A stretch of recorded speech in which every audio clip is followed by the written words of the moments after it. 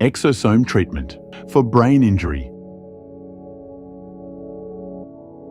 A relatively new and promising treatment for many conditions, including brain injury, is exosome therapy.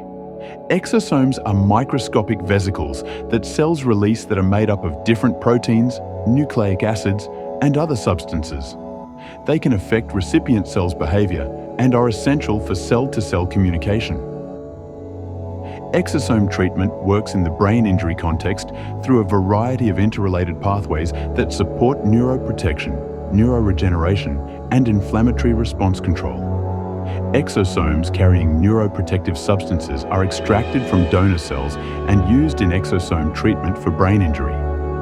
After that, the patient receives these exosomes either locally or systemically, which may help with brain injury therapy by enhancing healing, promoting neuroregeneration, and reducing inflammation,